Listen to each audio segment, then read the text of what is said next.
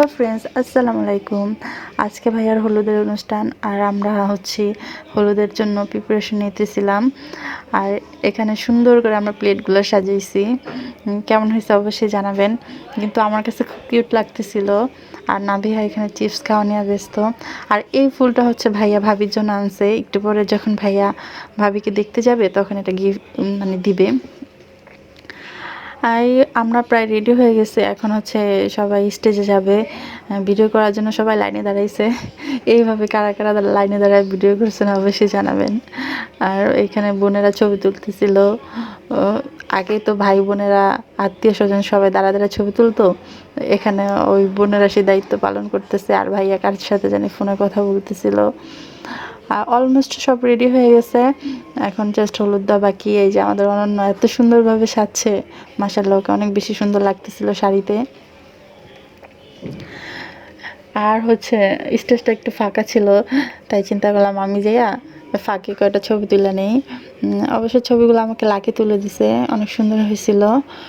আর ডেকোরেশনটাও সুন্দর করে সাজানো হয়েছে। আর এই যে আমাদের লাকি হচ্ছে আজকে খুশিতে পার্লারে সেজে আসছে। ওকে দেখতে মাশাআল্লাহ অনেক সুন্দর লাগতেছিল। সাথে লামিসাও ছিল। এখন অলমোস্ট হলুদের অনুষ্ঠান শুরু হবে। এই তো ভাইয়ার হলুদের অনুষ্ঠান প্রায় শুরু। আর দুই খালা হলুদ দিতেছিল। আর ওরা সাইডে নাচতেছিল এত সুন্দর করে।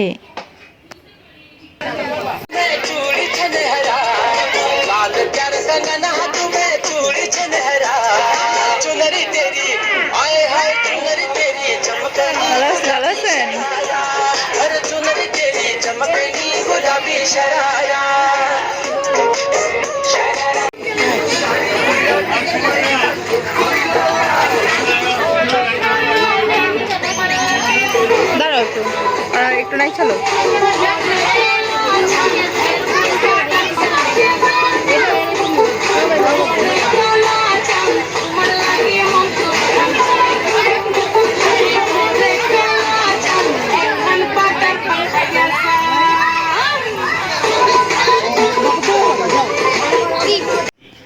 বাচ্চাদের পারফরমেন্সটা খুব কিউট ছিল, তাই না?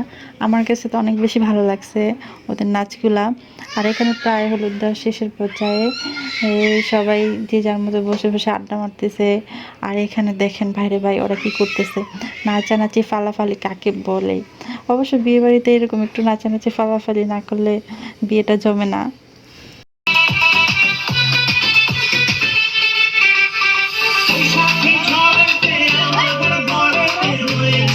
সেই যে